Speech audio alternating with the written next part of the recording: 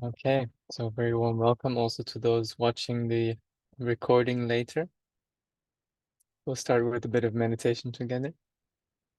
So, not needing to take really any fancy posture for now. We will just do a few minutes together. But before you close down the eyes, I just invite you to connect visually or allow really the visual experience of where you are to become more present. So, just maybe allowing your gaze to move around the space as it wants to. Whatever catches your attention here in the room or place you are.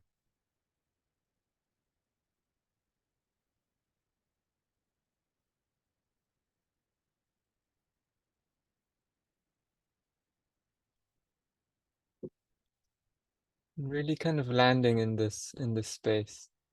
Maybe it's a space that you are in a lot of the time, but often we don't really look so closely anymore.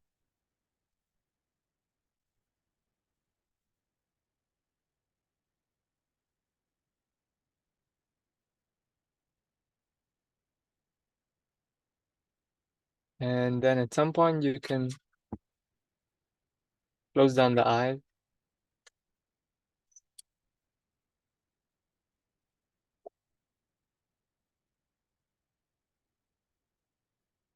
and then similarly as you kind of became aware of the space, you just become aware also of the experience of your hearing.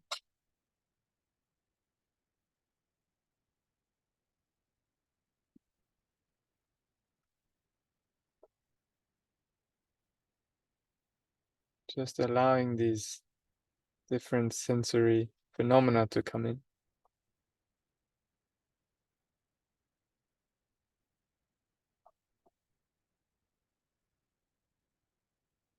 The way that the hearing just appears by nature.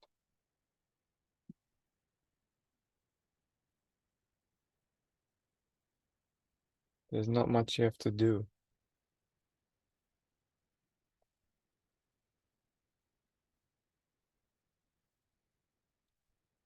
And similarly, the experience of your body. Really the experience of your body.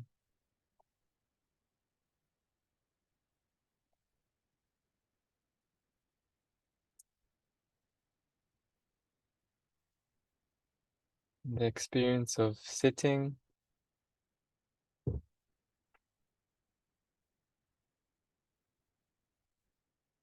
to not take it for granted that you are sitting, that you have a body, but to experience it directly. The feeling of sitting, the pressure of contact with floor, chair, cushion,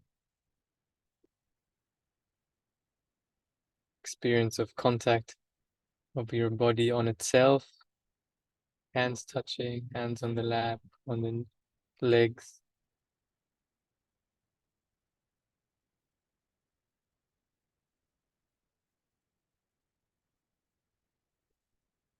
Maybe you can even feel the sensation of your skin,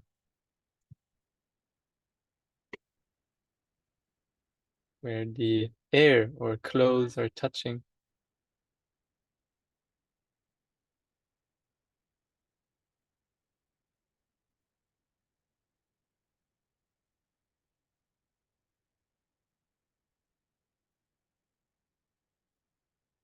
And of course, we also have the experience of the breath.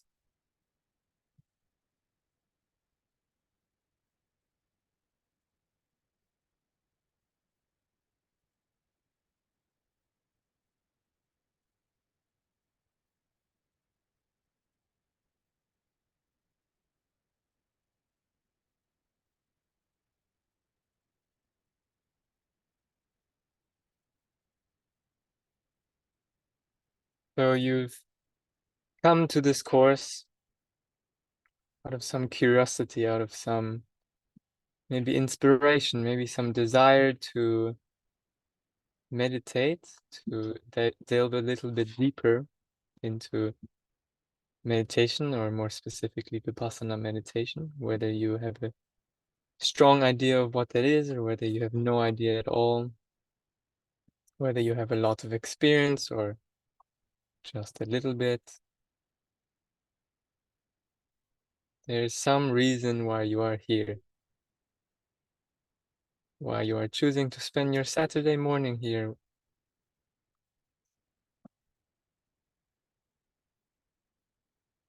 And so just being clear on this reason, being clear on why you are here in this course.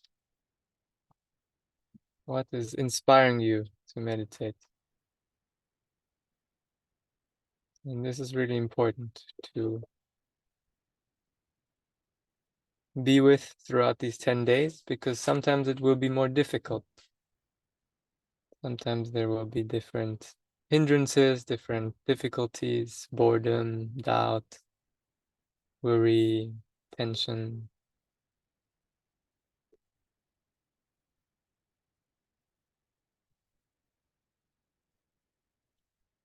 And rather than forcing ourselves through it, because we have to, we just remember why we want to. We come from this place of inspiration rather than forcing ourselves.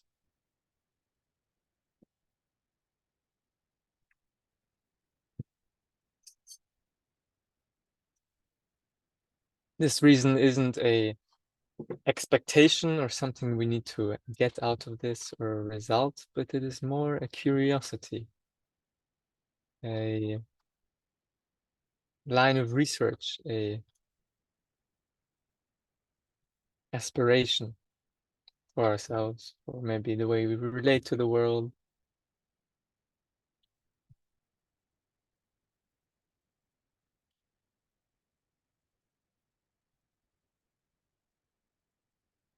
Great. So then let's also take a moment to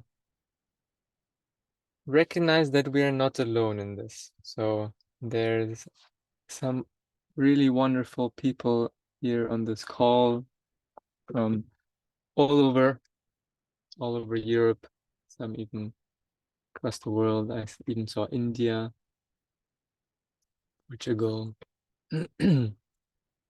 and there's going to be some people watching the recording also. So what we all have in common is this curiosity, this intention to learn about ourselves. And we're all going to have our things, our topics, our struggles, our successes, and everyone is in a different place in their journey. We all have our way. But this is also nice that we are not alone. We are having this shared path, this shared intention. So we also have this WhatsApp group to share in, to support each other if we want to participate.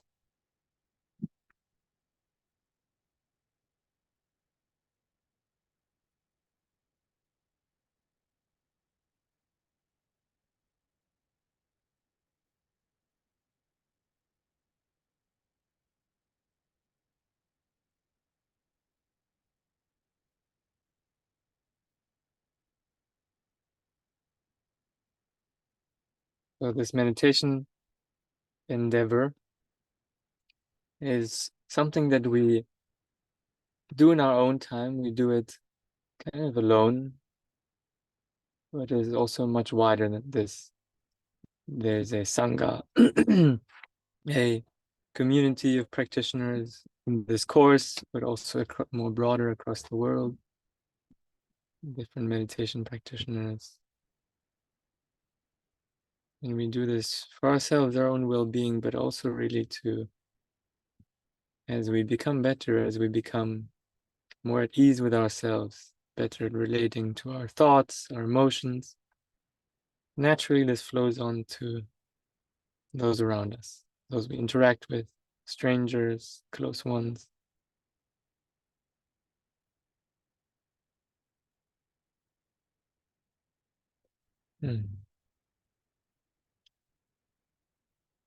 So feeling this goodwill inside the body. Maybe as a smile, as a feeling of a smile that is throughout the body. Smiling with the whole body.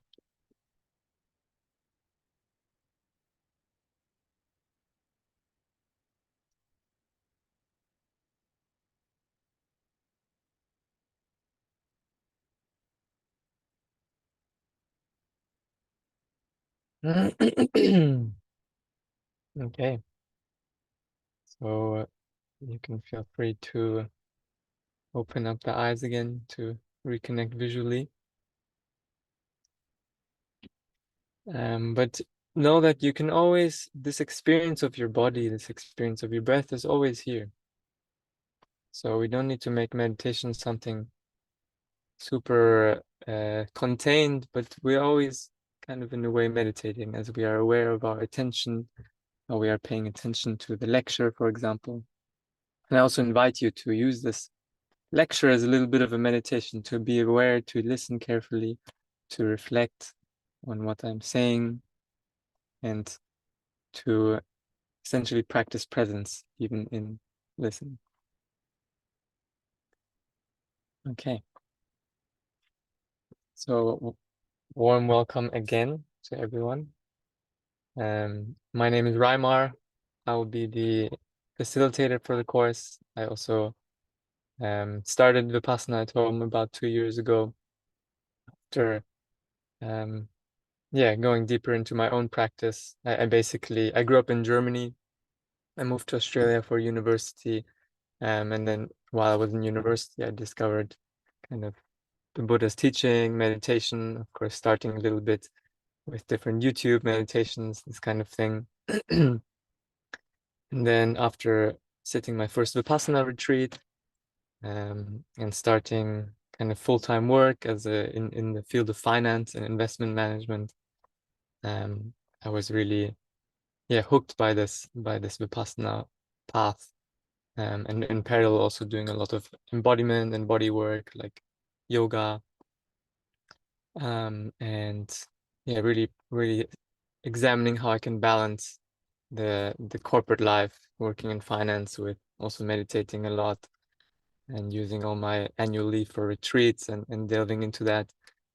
And then at some point I decided to pursue that whole thing a bit more full time. So I stopped my job, and then during COVID I moved to Thailand, where I started practicing a bit more and also doing other body-based practices. And really I have an interest in combining meditation and bridging it with the outside world, with relating, with taking care of the body, with having a very healthy body and practicing embodiment. And I also spent some time in some monasteries in Thailand and different retreat centers, different teachers, all within the Theravada Buddhist framework mainly, and practicing Vipassana meditation. And this project of Vipassana Home is really a way to see if I can share this and bridge it a little bit more. And also during Corona, not many people had access to in-person retreats.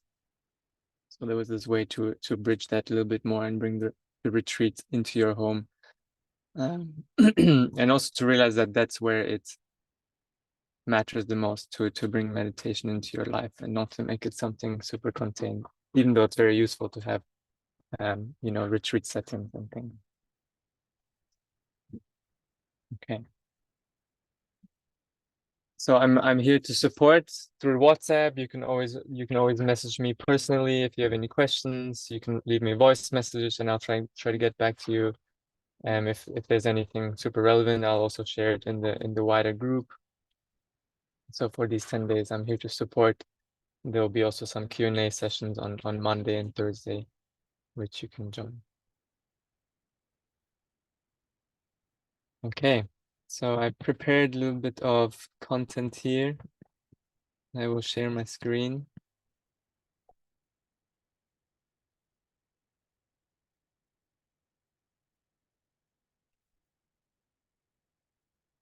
So the Buddha, so Buddhist meditation, and this isn't about Buddhism as religion, but Buddhism as a practice, as a meditation practice. And the Buddha, he was not really a religious person. He was really a scientist of the mind. He was trying to investigate human happiness and how happiness comes in our lives. He was a person just like us. And he basically had different ways of going about happiness. There was the kind of standard way of and a universal rule of doing no harm and doing more good.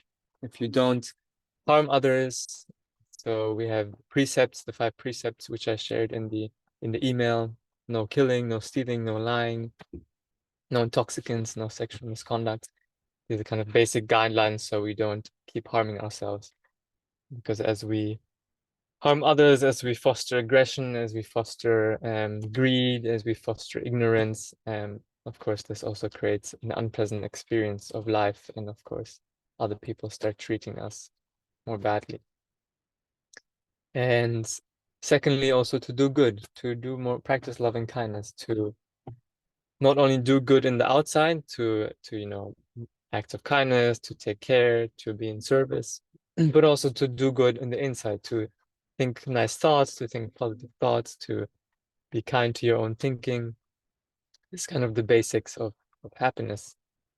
And this is something that he taught very widely. But the Buddha also stood for going deeper into your own experience. So he also advocated, so these 2 first ones, do no harm, do good, is the field of sila, of morality. And this is really a continued practice also as we meditate, and it's something we keep coming back to. How do I apply this in life? How can I be better in relationship to myself, to my mother, to my coworkers, to when I wake up in the morning and I'm bad mooded, to my body? It's a continued practice. And secondly, we have the practice of meditation. So in meditation, we are creating some container, some place where we are being more still, and we are cultivating certain qualities in the stillness. So we are a little bit removing ourselves temporarily from dealing with the things to constantly be in doing mode, in solving mode. And we take some time for ourselves so that we can kind of sort this a little bit out, to see a little bit clearer how this thing works, how this body and mind works, and to cultivate certain qualities of body and mind.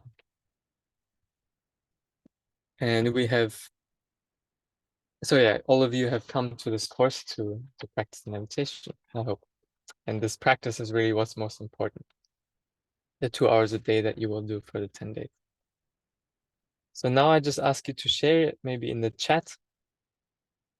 Why do you want to meditate? What is that reason that you came here for this 10-day course? And maybe you can just write a short phrase that captures that, and just to also see what other people are writing and sharing.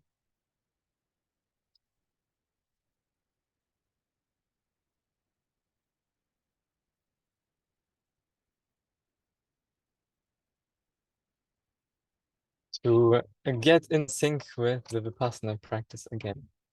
Great, so you have some experience before. And what is it about the Vipassana practice why do you want to get in sync with it? What about maybe from your previous experience last time, what was there? Maybe you can also write that, Shantanu. Elizabeth, inner peace. Then I want to find a way to take care of my mind and inner peace. Great. What else?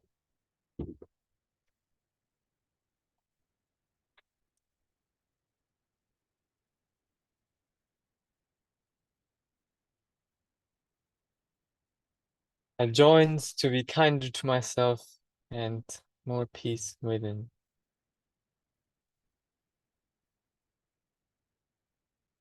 Excellent. At most immediate present, how to get beyond work assaults, to be moving to master energies and learn how to approach and have spiritual attainment. Great. For mental and physical well-being, to restart my Vipassana experience. I want to experience the truth about myself in this life experience.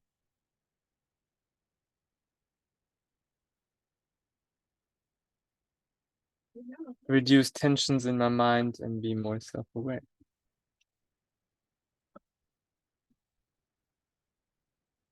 Great.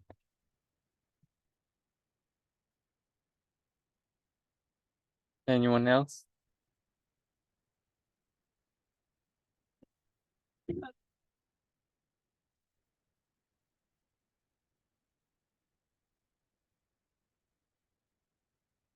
Wanting to experience less thoughts in the mind, or even without thoughts. Okay. So we have many different reasons. There's inner peace, there's more awareness, there's experiences about truth, there's well-being, there's kind of becoming better at dealing with the outside world, with work, to learn how this mind and body works. So we have two main types of meditation, or two main, let's call it, faculties that we are working with when we practice meditation. And all types of meditation will fall within these categories. So the first of this category is to practice samadhi, to practice samatha meditation, to practice the mastery of the mind, to be able to gather and collect the mind onto your focus object, whether that is the breath or feeling of peacefulness or a mantra or visualization or even being able to focus on work or being able to be present with a loved one. So we have this first faculty of meditation to master the mind. Our mind is unruly and we have all these conflicting things, intentions that keep arising. Half of us wants to actually stand up and go eat something. A part of us wants to go for a run. A part of us wants to meditate. So we have all these different things pulling us in different directions.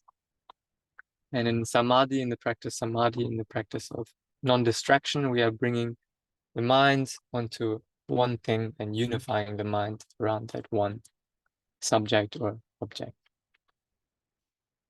This is what we'll be practicing in the first 4 days. And we'll be practicing that with the help of the breath.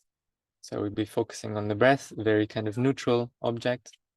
And as we become better at focusing on the breath, naturally this flows on to we become better at focusing on anything that we choose. The second thing that we are practicing meditation is panya. Panya means wisdom or insight. So this is a practice of getting to know ourselves better, of getting to know our experience, becoming more aware of mind and body, and how mind and body works, the cause and effect of mind and body, the how the worry manifests, how the happiness manifests, how the beautiful states of blissfulness manifests, how suffering comes, how suffering goes, how well-being starts. So really figuring it out how this whole structure of mind and body works. And that will be working more in the Vipassana section of this course, which is from day 5 onwards, where we'll be moving to a body scanning technique, which I'll talk more about on Wednesday. So first 4 days, no, first is this. Okay. So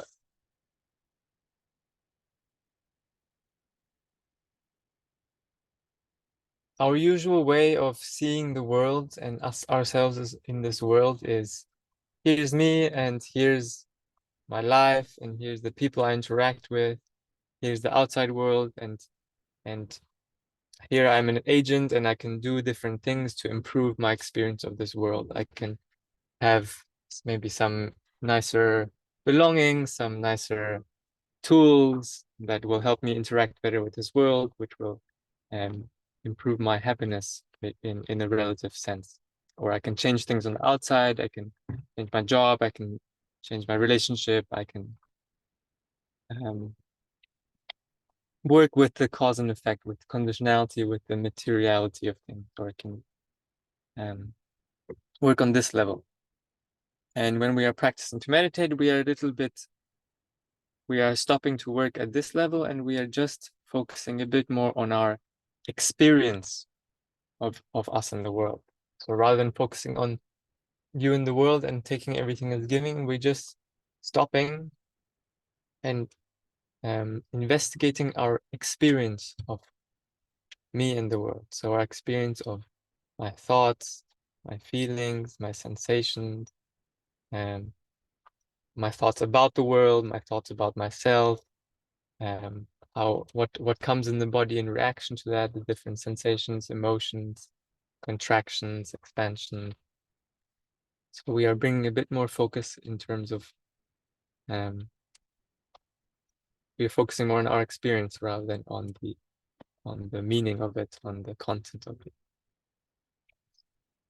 In other words, we are working with our body and mind. We are working and investigating our experience of body and our experience of mind. Our experience of body is our five senses, the sensation of touch, of feeling the body, the hearing, the smelling, the tasting, the seeing. And our experience of the mind is pretty much everything else. Our thoughts, our projections, our imaginations, our memories, our plans, our worries, our doubts, our pleasant thoughts, our unpleasant thoughts, our liking or disliking. So the mind is a lot more complex. But this is how this is our whole experience of the world, is body and mind. There's always some feeling in the body, some experience of the body, some sensory experience. There's the experience of the mind, some layers, some conceptualization, some thoughts about experience, thoughts about the world, but it is just the mind. We are working in this level when we practice meditation.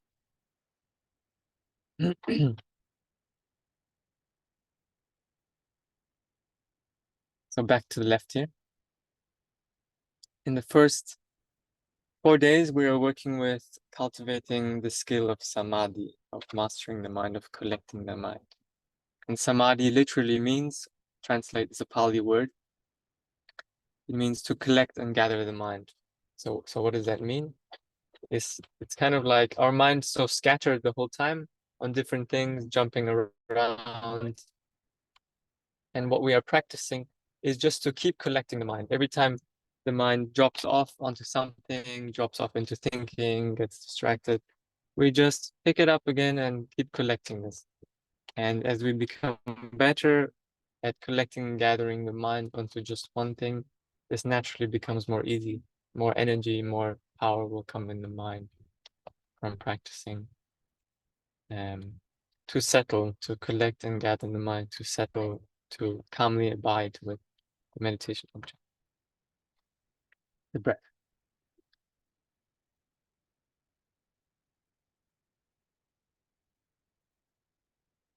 So there's this very common image of a glass of muddy water with different particles inside, and the practice of samadhi, the practice of samatha meditation, is to allow this dirt inside to settle, to allow the residue to come to the bottom, and naturally then the water becomes more clear, less noise. So when we are focusing on the breath, rather than doing too much with it, we also just kind of allowing ourselves to settle. So as different thoughts will come, so many things will arise, anxieties, worries, tension, And we just keep committing to dropping back into the simplicity of the breath. Really, it's so simple. We just keep realizing the simplicity of breath in the moment. And naturally, over time, the other things, they start to settle down. Less noise.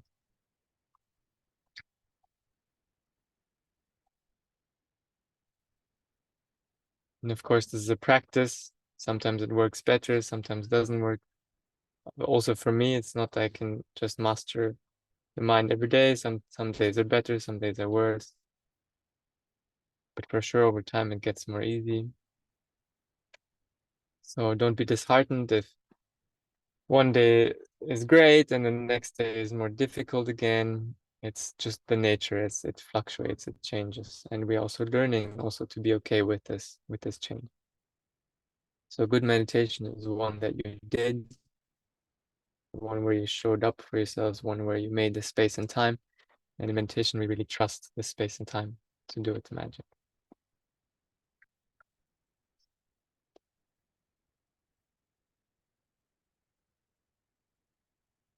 So we have our technique, our tool to help us in this in practicing samadhi. There's many different techniques out there, and I'm not saying that this is the only one, the best one. It is one which is very helpful and good preparation for the type of Vipassana practice that we will do. There's also different types of Vipassana techniques, but the one we will do in this course. And in this technique of samadhi, of samatha, we are tending towards the breath, our experience of the breath. So our experience of the breath in the body, our experience of the breath in the nostrils, in this triangular area above the upper lip, below the nostrils, or inside the nostrils. And this is kind of the ground of our experience, the center of our experience, the thing that we keep coming back to. And of course, different things will capture our attention. We will forget about the breath completely for a few minutes. And our task is just to keep recognizing that and just gently come back. Not to force, not to push, not to strive, not to become lazy and just dream about stuff, but to keep balancing and just to kind of matter of fact, keep coming back to this breath. Very simple. And at the same time, we're cultivating awareness of body and mind. So you will be more aware of thinking. You will be more aware of different sensory phenomena that are happening, hearing, other sensations in the body. And it's not to push all of that away. It's not to stop thinking. It's not to stop the experience of the body, of hearing, of sensations, but just to allow those things to be a little bit more in the background and allow the breath to be a bit more in the foreground.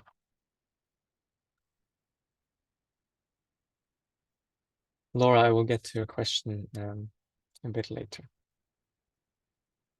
So I want to provide a little bit of a very embodied example of technique. So I want you just to pick an object around you, whatever is around you. You can pick anything, doesn't matter. And just look at this object. So I'm looking at a cup. So just look at something. So we have our experience of the cup, or the center of our experience, of our visual experience. And then we have our peripheral awareness, our peripheral vision. So we see what we're focusing on, but we also see kind of the things around the outside. And it is the same with when we are meditating on the breath. So we will have our focus object, our breath in the center. But it's not that we have to kind of do tunnel vision and focus so intently that everything else disappears. No, we just allow everything else to be there on the sides. So our thoughts, our sensations, with the breath as the center. What we are looking at is the center of our experience. And naturally, sometimes we will get distracted and start looking at other stuff.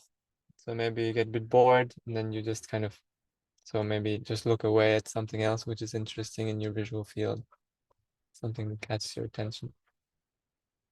And maybe this process is unconscious, and then you just recognize, oh, I'm not looking at the thing I was trying to look at anymore. And you just realize this. And then you just bring your gaze back on this thing that you originally had. So for me, it's the cup. In the meditation, it's and different things will capture attention. Imagine a cockroach would run across the floor. You would immediately be drawn to that because there's disliking, there's aversion. If something really pleasant starts to happen in your experience, something really nice, something beautiful, a sunset starts happening outside the window, naturally your attention will be drawn to that beautiful thing or to that very disgusting thing. And you just keep bringing it back. So this is the practice of samadhi, of samatha meditation. And you just settle, you allow your mind to settle in this simplicity, neutrality of this meditation object.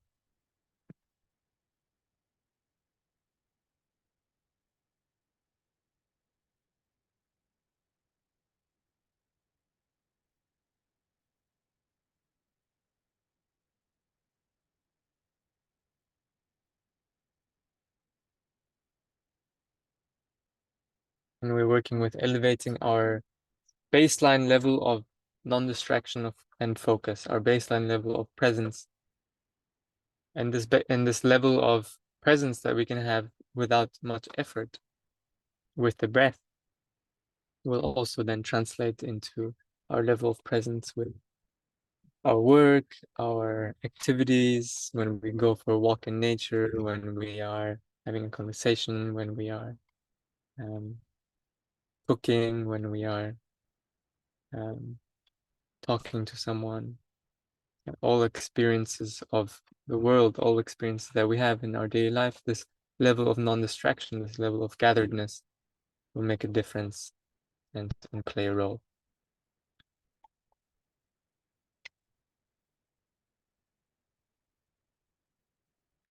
So the last thing I want to share today before we go towards questions, pardon, is a little helpful principle that helps us when we go a bit out of balance in the practice. So we all have this kind of interplay between tension and relaxation. Sometimes we are very tense with how we approach things. We have a lot of striving, a lot of doing, we create a lot of literally tension. So even if you just hold your hand in your fist and you clench this fist, this is what tension feels like. Tension in the hand, tension in the body, tension in the mind. And on the other side of the spectrum, there's relaxation. There's the absence of tension. So to just be more relaxed without any tonus. And when we are meditating, we want to use a little bit of tension, a little bit of tonus, a little bit of intentionality, so that we don't not just drifting and thinking and dreaming, so that we intend to bring the breath into the center of our experience. But if we use too much tension, too much striving, too much, okay, I'm going to sit here and just be super focused on the breath for 1 whole hour straight, and if I don't, then it's such a bad job, and I'm going to punish myself because I'm so not good at this, and I need to be better at this, and it needs to be perfect. So this would be too much tension, and you will create a lot of suffering for yourself with this. So we want to modulate, we want to work a little bit with this intentionality, with tonus, but we also want to learn to relax. And we have our meditation posture is the perfect example of this. So we have our meditation posture, whether it's cross-legged or whether you sit on a chair, it's up to you. But we find this balance because our spine is upright, So now if you want to kind of take your posture a little bit, our spine is nice and upright.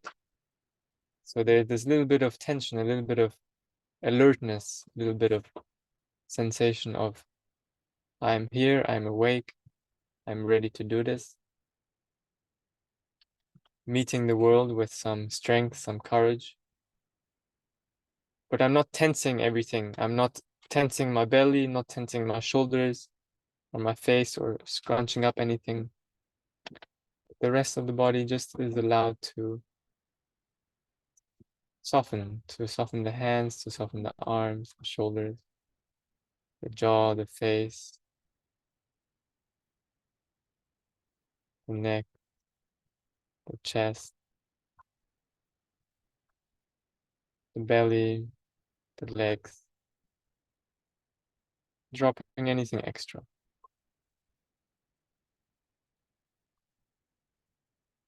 So it is the same in the mind when we're meditating,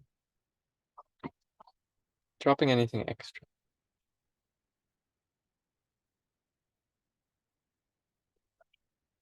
Just being with the simplicity of breathing.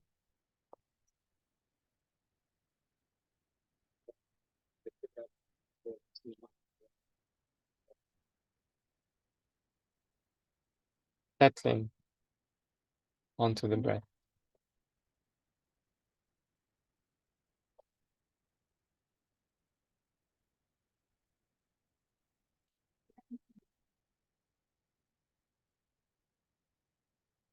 So this principle is called right effort, or also the middle way.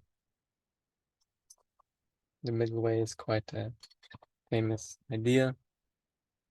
And essentially not too tense, not too loose, not too extreme in our approach. It's like a guitar string. If the guitar string is too tight, too taut, if we pluck it, it will break. If the guitar string is too loose, it won't really make the sound that we want it to. So in the Buddha's lifetime, he also tried extremes. First, he was a prince and he had all the things he wanted, and he was in a very sheltered, protected environment. And there was only kind of very nice things, and he had everything he wanted. His father prevented him from going outside to see the death, sickness, illness. And then he kind of switched towards the more ascetic way, the more intense way of starving himself, of going off to become an ascetic monk with his 4 friends, living in forests, sleeping with the elephants, and not eating at all for many days, holding his breath, practicing this very intense form, and he was very close to dying. When Sujata, a girl from a village nearby, she kind of offered him a bit of rice milk, which he took to himself. And in this balanced way of taking care of the body, of being okay with nourishing the body, but not overindulging, he attained his enlightenment underneath the Bodhi tree. So remember the middle way when you are focusing on your breath, when you are also with posture. So with posture, it's not that you have to force yourself to not move for 1 hour. You can move slowly a few times, especially in the beginning, but try not to just give in to all the restlessness of the body, because if you don't try to keep the body still, it will be much more difficult to still the mind. So we're not forcing ourselves, we're not making ourselves suffer with this. It's not about suffering, it's about creating the conditions to be aware of our experience.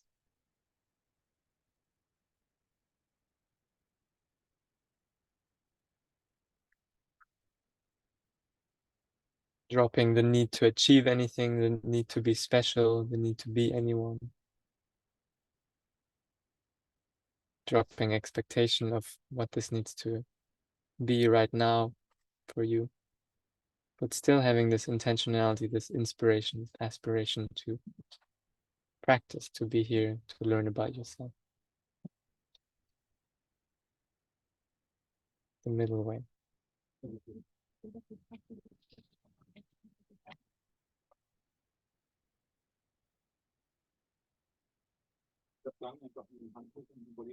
Okay. That's the content for today. So I'm open now to receive comments, questions, thoughts. Can be questions or comments about the meditation that you did yesterday or this morning. Questions about the posture, about the technique. Questions about anything I said here. Trying to keep it relevant towards the practice.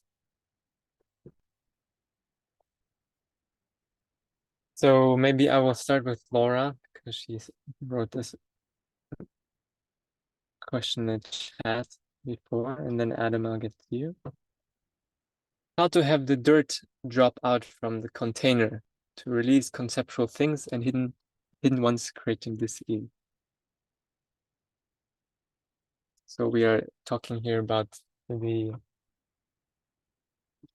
idea somehow of purification of this dirt that is in the container, and the container being our experience of body and mind. And there's different conceptualizations, different things that cause us dis-ease, that cause us suffering. Ideas about who we need to be, ideas about where we put our value, the ideas about what the meditation should be like, ideas about what my place should be like in the world. Basically, resistance to things as they are. So in the first days, we are working with allowing this dirt to settle. So this is the practice of samatha, of concentration. And you're right, this is a more temporary form of peace, because when we have the concentration, the state of concentration, there's less noise in the mind, less dis-ease. But then as we face the world again, then things get stirred up again. Again, noise comes, dissatisfaction comes. So we will then work on more on the level of insight, of wisdom, of getting to know ourselves, of understanding how this dirt, as you call it, these ideas keep manifesting, and what we can actually do to replace this ignorance. So we have this idea of ignorance, of misunderstanding, of different misunderstandings, different assumptions that we have about our experience that cause us suffering. And by observing our experience of body and mind, seeing how this whole structure works, we start to learn, not intellectual learning, but learning through our experience. And naturally, these things start to get released. Naturally, as we learn how many times we need to fall into this hole, how many times we create suffering for ourselves through tension, through excessive anxiety, and how we recognize that earlier and how we stop doing those things. But I will talk more about this in Wednesday when we talk about Panya.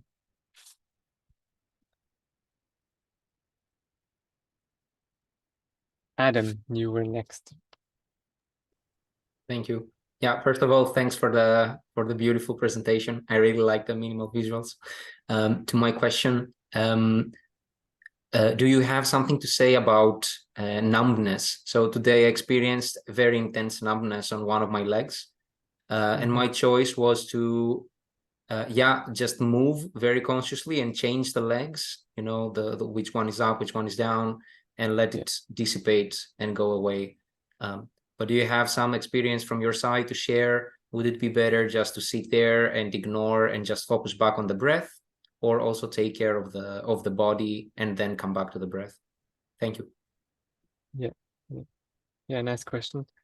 Yeah, with that, you can be a bit curious about what happens there, and I really liked your approach of kind of what you said about consciously, slowly changing the position, so not just, oh my God, there's numbness, and the reaction comes and the worry comes, and we're changing from this place of overreactivity and reaction. But okay, you're recognizing the numbness arising, you're recognizing some itch inside you wants to change the posture, continuing to be with the breath. And then, yeah, it's at some point you feel, okay, this is enough, then you can change the posture. So for sure, we're seeing that we can take care of the body, and also seeing if we have the right posture. So if numbness is starting very early on in the session, after 5-10 minutes or something, probably then we can find a better posture where we are not maybe rotating the joint or sitting in a bad position. So maybe elevating the knees, maybe elevating a bit more the hips. But if it's starting after 20-30 minutes, that's kind of normal. And you can assess also after the session, okay, was that a bit too much? Did I push the body too much? Was it okay? Maybe this time I can sit a little bit longer with this and investigate. So our principle is just to learn and to be aware of body and mind, and to basically not let things upset the balance of our mind. So as we attend to the breath, as we are aware of this other things happening of the movement, and taking care of the body, so not being too intense with pushing.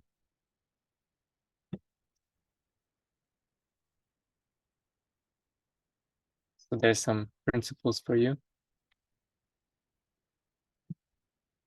and you can play with that yourself.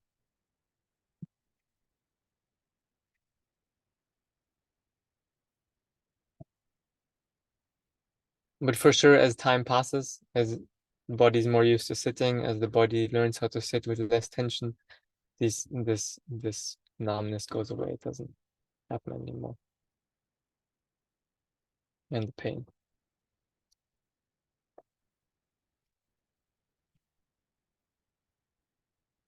Laura, how to best engage with appearing outside tensions of people around us and their awareness or lack of compassion and our balanced compassion to be with more ease and accomplish tasks.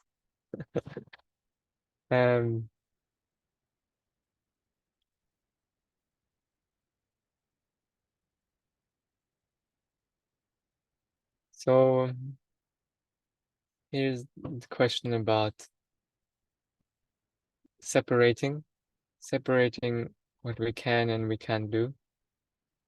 So there will always be some people who are not the way you want them to be.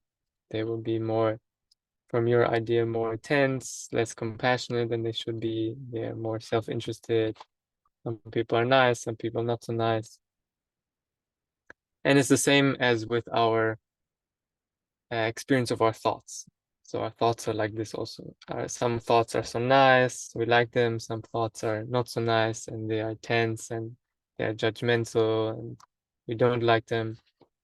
And when we are practicing to meditate, we are just learning to hold all of these things with awareness, with wisdom, with understanding their nature.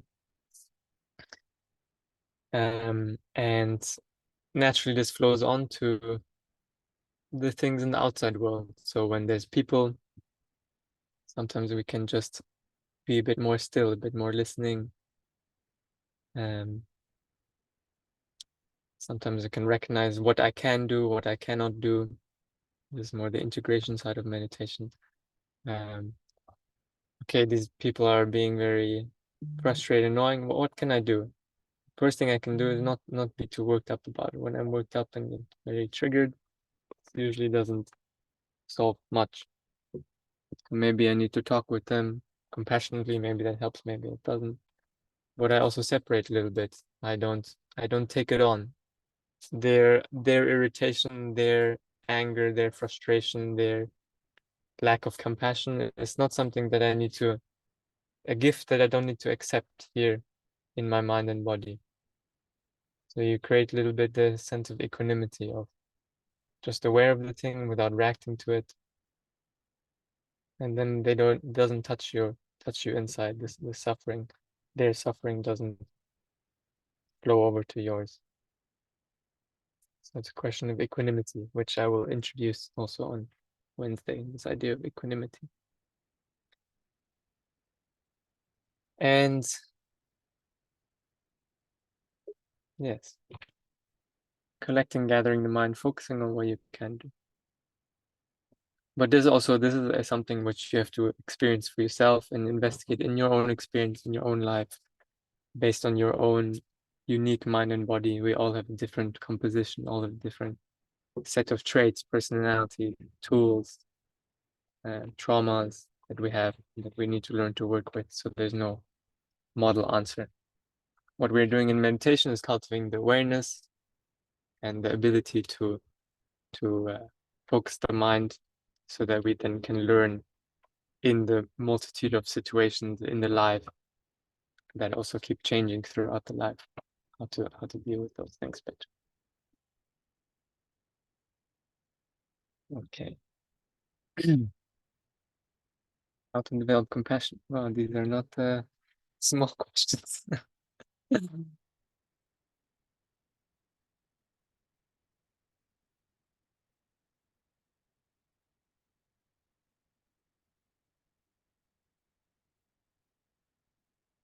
So compassion,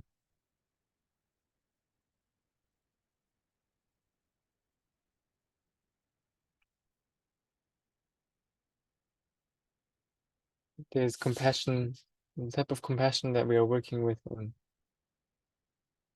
Vipassana meditation.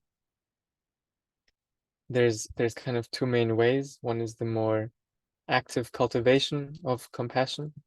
So this is where we're practicing some metta meditation, some loving kindness meditations. At the end of every session, I have a little bit of this metta, this little bit of self-love or other love or appreciation, anything which invoking these feelings of friendliness is the more active approach to cultivating compassion. And then there's the more deconstructive approach. There's the more emptiness approach of cultivating compassion. The more we're becoming still, the more we are becoming seeing the truth of our experience of body and mind, the more empty we are becoming of our own reactions, our own preferences, judgments, wanting things to be different, trying to push and pull on experience. The more we experiencing space to be with things as they are, the more we see where suffering comes from, suffering in others, disgusting behavior in others, disgusting behaviors from ourselves. When others are suffering, naturally, when we are more empty, more spacious, we see that suffering more clearly. We see what we can do, what we cannot do. As we learning to hold space for our own emotions, our own thoughts, our own discomforts, our own suffering, our own happiness. Naturally, this is flowing on to how we interact with the world. More able to hold space for other people's emotions, suffering, even if they are blaming you for it. So as we're becoming more empty, more still, deconstructing our experience, this is another space where compassion naturally arises.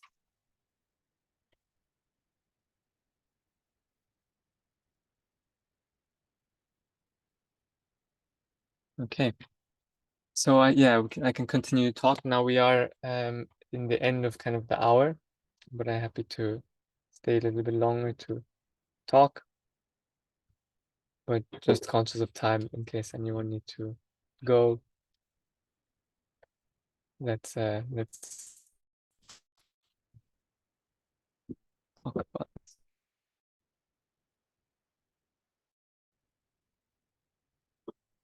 So one thing that I want to share also about all these questions is all these questions, they resolve themselves with the practice. So as we practice, in your experience, I can give you my answers that I came to with my practice.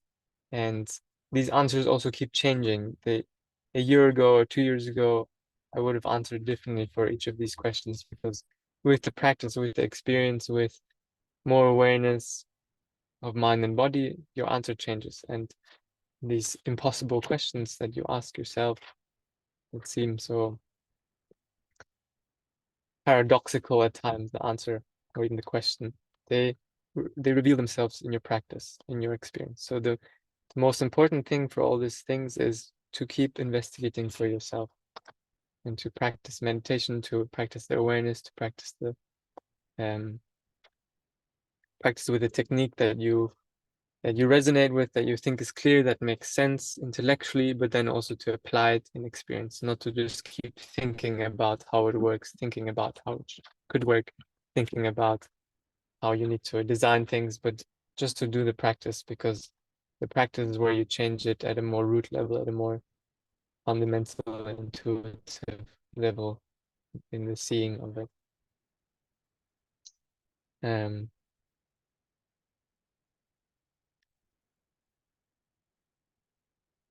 What is your assignment moving forward in this course?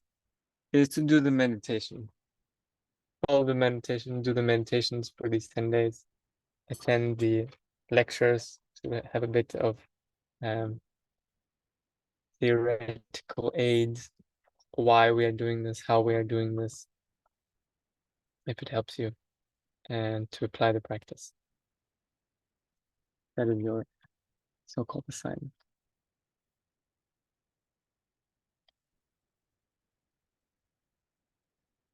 Okay. Laura's asking about death. This is not something that I think is good to discuss now, but of course there's this nice book, Tibetan Book of Living and Dying. I think it's even here in German. Oh, what to say right now? But the Tibetan Book of Living and Dying talks extensively about this topic of death. If you're interested, and does it much better than I can. Okay, I think we will conclude the session. So take care, everyone. We have the WhatsApp group for support. Feel free to ask questions there, and good luck with the practice.